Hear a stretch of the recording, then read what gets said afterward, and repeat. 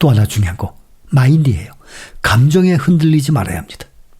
주가가 오르고 내릴 때마다 매도, 매수를 반복을 하게 되면 오히려 수익 줄어듭니다.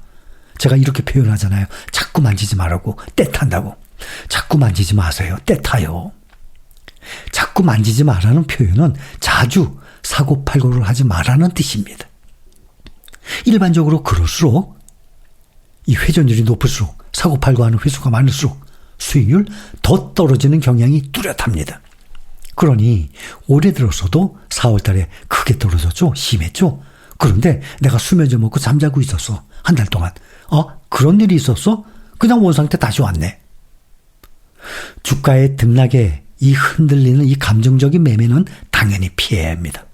그리고 우리의 그 계획된 투자 방법 있죠? 거기에 충실하면 됩니다.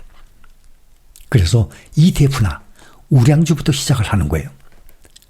그래서 처음이라면, 특히 초보자라면 개별 종목보다는 S&P 500, 나스닥 100 같은 이러한 패시브 ETF, 인덱스 ETF 또는 시가총액 상위권 우량주부터 시작을 하는 것이 좋을 것입니다.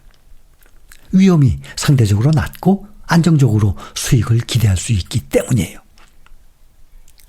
수십 년 동안의 수익률을 살펴보면 주식이 일반적으로 거의 모든 다른 자산군을 능가한다는 것 알 수 있습니다.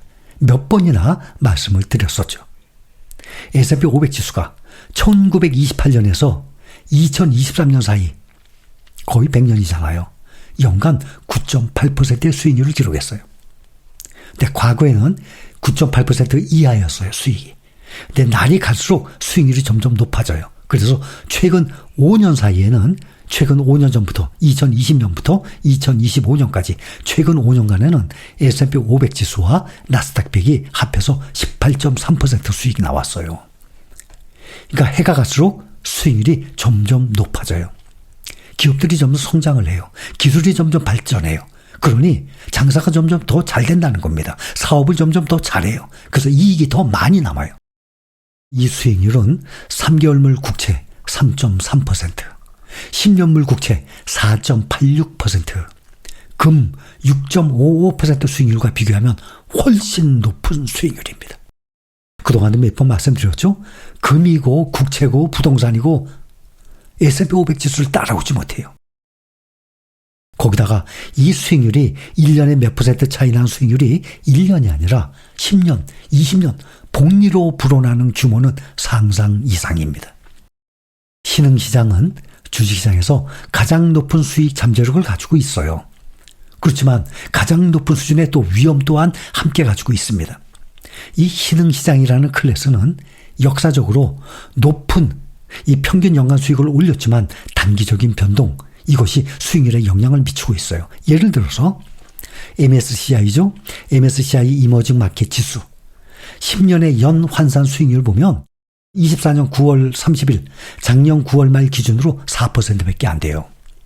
이머징 마켓에 투자하게 되면 4%. S&P 500과 나스닥 지수의 최근 5년간의 연평균 수익률이 18.3%거든요.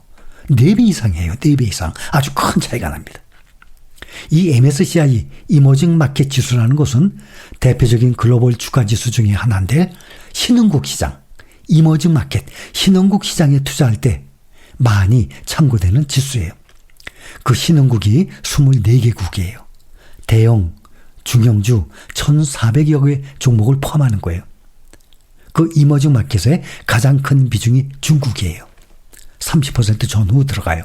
그 다음이 인도 15%, 대만 15%, 우리나라 한국이 12%, 브라질 5%, 남아공이 3% 정도 들어가 있습니다. 이 스몰캡과 대형주도 평균 이상의 수익률을 제공하고 있습니다. 예를 들어서 2,000개 중소기업의 실적을 추정하는 러셀 2000이라고 있죠. 그 지수 10년 수익률이 작년 10월 말 기준으로 8.4%, 거의 S&P 500에 따라오죠. 이머징 마켓의 2배 이상이에요. 그러니까 신흥국들, 지금 말씀드렸던 이머징 마켓의 4%의 그거의 2배 이상이에요. 러셀 2000 지수 따라가는 게. 장기 투자 전략이라는 것은 기본 5년 이상의 투자를 보유한 것을 말하는 거예요. 이 전략에는 채권, 주식, ETF, 뮤추얼 펀드 이런 자산을 보유하는 것이 다 포함되는 겁니다. 장기적인 접근 방식을 취하기 위해서 특히 자주 발생하는 이 주가의 하락, 당연히 거기에 인내가 필요합니다. 꼭 인내가 필요합니다. 투자자는 앞으로 더 높은 수익률을 기다리는 동안 이런 일시적인 위험을 감수할 수 있어야 하기 때문이에요. 처음에 생각을 하고 주식을 매수했을 때 그 투자 심리가 흔들려선 안 됩니다. 하지만 성격에 따라서 이 공포감에 쉽게 휘둘리는 사람들도 있어요. 감기에 자주 걸리죠? 몸이 약한 사람들 있어요. 그런 식으로 이런 감기 같은 거 자주 걸리고 몸이 약해요. 이런 취약한 사람들이 있는 것과 마찬가지. 그러나 투자 심리가 불안정한 사람, 이런 사람들은 주식 투자를 하게 되면 마음고생이 심하게 됩니다. 변동성이 너무 커요. 장기적으로 보면 투자 중에 주식 투자의 수익률을 따라올 수익률이 없어요. 그런데 가장 단점, 너무 변동성이 커요. 정말 뭐 건드리면 톡 터져요. 부동산은 그게 아니지 않습니까? 주가는 세계 경제, 무슨 군사, 문화, 사회 모든 거에 다 예민하게 반응을 합니다. 그래서 주식 투자 심리, 불안정한 사람 본인이 알아요. 뭐 누가 누군지 어떻게 알겠습니까? 본인만 알아요. 불안정한 사람은 주식 투자를 하게 되면 마음고생이 심합니다. 주가 하락에, 요즘 같은 주가 하락, 밤에 잠을 못 잘 정도라면 차라리 주식 투자해서는 안 돼요. 그런 성격의 사람들은 잘못된 시점에서 주식을 매수하거나 매도할 것이기 때문입니다. 또 다른 사람들의 조언과 의견에 의지해서도 안 돼요. 참고는 하겠죠. 투자 생활에 지금 SNS상에 또 많은 뉴스, 또 유튜브, 여러분들 판단을 하는데 이거를 참고를 하는 거지 조언과 의견에 완전히 의지해서는 안 되는 거예요. 항상 말씀드리죠. 주식 투자는 유튜브를 비롯해서 인터넷상에 공개되어 있는 각종 자료들을 살펴본 후 자신이 스스로 판단하고 결정해야 합니다. 자신이 그걸 이해하지 못하게 되면 결국에는 남의 말에 휘둘리게 되거든요. 오늘이 매수의 적기인지 매도의 적기인지 저는 알지 못합니다.